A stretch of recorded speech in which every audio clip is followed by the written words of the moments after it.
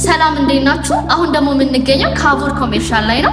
ካቡር ኮሜርሻል ስለሚሸጠው የንግድ ሱቆች አንዳንድ መረጃዎችን እንድትሰጠን ኢየሩስ ጋር ተገኝተን። ሰላም ኢየሩስ፣ እንዴት ነሽ? ሰላም ነሽ? እንዴት ነሽ? የንግድ ሱቆችን የት እንደምትሸጡ እስቲ በደንብ አብራሩና ንገሪኝ። እሺ፣ የንግድ ሱቆችን አሁን ላይ እየሸጥን የምንገኘው ካሳንቺስ፣ መገናኛና ሾው ሜዳ ላይ ነው። ከመገናኛው ስጀምርልሽ መገናኛ ኤግዛክትሊ ሎኬሽን የሚገኘው ከእስራኤል ኤምባሲ ፊት ለፊት ነው የሚገኘው። እንዲሁም ደግሞ በባቡሩ ሳይድም ደግሞ አክሰስ ይኖረዋል መግቢያ። ከዛ ውጪ 3 ቤዝመንት ያለው G+6 የሆነ የንግድ ማዕከል ነው እየገነባን ያለ ነው። እሺ፣ በውስጡ ስለሚይዛቸው ስለሚያካትታቸው ነገሮች ብትነግሪኝ። ኦኬ፣ በውስጡ የሚያካትታቸው ነገሮች ምንድነው? ከግራውንድ ጀምሮ ሙሉ ያሉት የንግድ ሱቆች ናቸው የሚሆኑት። ቤዝመንቱ ላይ ደግሞ ታክሲ ስቴሽን፣ ባስ ተርሚናልን ኢንክሉድ ያደረገ ነው የሚሆነው። ከዛ ውጪ ደግሞ ላይ ከግራውንድ ጀምሮ እስከ 6ኛ ያለው ሙሉ የንግድ ማዕከል ሱቆች ይሆንና መሀል ላይ ባንኮች፣ ፉድ ኮርት፣ ጌም ዞን፣ ጎካርትን ያካተተ ነው የሚሆነው።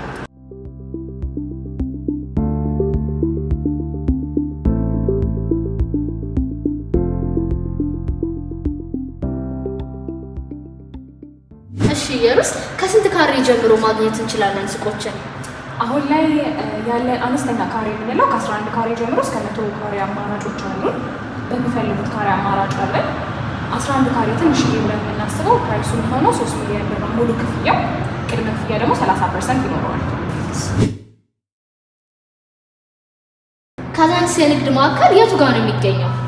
ካሳንቺስ የሚገኘው የንግድ ማዕከላችን ኤግዛክትሊ የሚገኘው 6ኛ ፖሊስ ጣቢያ ጋር ነው። ይህ የንግድ ማዕከል ላይ 2 ቤዝመንት ያለው G+11 የሆነ የንግድ ማዕከል እየገነባን የምንገኘው። እሺ፣ ከቅድም ካየነው ሳይት ለየት የሚያደርገውን ነገር ብትነግሪኝ። ካሳንቺስ የሚገኘው የንግድ ማዕከላችን ላይ ለየት የሚያደርገው ነገር ቢኖር መጨረሻ ላይ ዋተር ፓርክን ኢንክሉድ ያደረገ ነው የሚሆነው። ከዛ ውጪ ከግራውንድ ጀምሮ እስከ 10ኛ ድረስ ሙሉ ለሙሉ የንግድ ማዕከል ነው የሚሆነው። በውስጡ ልክ እንደ መገናኛው ሳይታችን ፉድ ኮርት፣ ጌም ዞን፣ ባንኮች፣ የተለያዩ አሚቶችን አንድ ላይ የያዘ ነው የሚሆነው። ግን ለየት ያደርገዋል ተብሎ የሚታሰበው ምንድን ነው? ዋተር ፓርክ መኖሩ ነው። እሺ፣ እዚህ ላይስ ሱቆችን ከስንት ካሬ ጀምሮ ማግኘት እንችላለን? ካሳንቺስ ላይ ትንሽ ካሬ ብለን ያወጣናቸው ከ12 ካሬ ጀምሮ አለ። የተለያየ የአከፋፈል ሂደት በከፈሉ ቁጥር ዲስካውንት ይኖራቸዋል። እንዲሁም ደግሞ ከግራውንድ ጀምሮ እስከ 10ኛ ድረስ ወደ ላይ በወጡ ቁጥርም ፕራይስ እየቀነሰ ይመጣል። እነሱ በሚፈልጉት የካሬ አማራጭ እና የአከፋፈል ሂደት ዲስካውንቶችን አውጥተናል።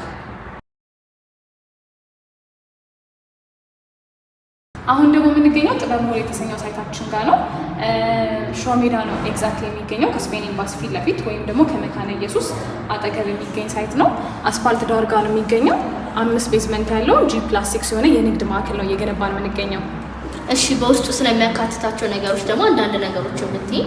እዚህኛው ሳይታችን ላይ ቤዝመንቱ ላይ ባስ ስቴሽን፣ ታክሲ ስቴሽንም አንድ ላይ ኢንክሉድ ያደረገ ነው የሚሆነው። ከዛ ውጪ ከግራውንድ ጀምሮ ሙሉ ለሙሉ የንግድ ማዕከል ይሆንና ከ11 ካሬ ጀምሮ አነስተኛ ካሬ አለ። እንዲሁም የተለያዩ አሚኒቲዎች አሉት። ባንኮች፣ ፉድ ኮርት፣ ጌም ዞኖችን አንድ ላይ ኢንክሉድ ያደረገ ነው የሚሆነው። መሀሉም ኦፕን ዳውን ክፍት ይሆናል በቂ ብርሃን እንዲይዝ እና ደግሞ የሰው ፍሎ እንቅስቃሴ እንዳይጨናነቅ። ስለ አከፋፈሉስ አንዳንድ ነገር ብትነግሪኝ። ተመሳሳይ ነው ወይስ ለየት ያለ ነገር አለው? እዚህኛው ላይ በሚከፍሉት አከፋፈል ፐርሰንቴጅ ዲስካውንት ይኖራል። ያወጣናቸው ኦፈሮች ይኖራሉ። 30%፣ 50%፣ 100% ለሚከፍል የተለያየ ዲስካውንቶች አሉ። እንዲሁም ደግሞ ከግራውንድ ወደ ላይ በወጡም ቁጥር ፕራይስ እየቀነሰ ይመጣል። እነሱ በሚፈልጉበት የአከፋፈል ሂደት መክፈል ይችላሉ። እንዲሁም ደግሞ ከአነስተኛ ካሬ ከ11 ካሬ ጀምሮ እስከ ተለያየ ካሬ አማራጮችን አቅርበናል። እነዚህም ፕሮጀክቶች በስንት ዓመት ጊዜ ውስጥ ነው ለማስረከብ ያሰባችሁት? እኛ ያሰብነው 1 ዓመት ለ6 ወር ጊዜያት ውስጥ ዴሊቨሪ የምናደርጋቸው ፕሮጀክቶች ናቸው።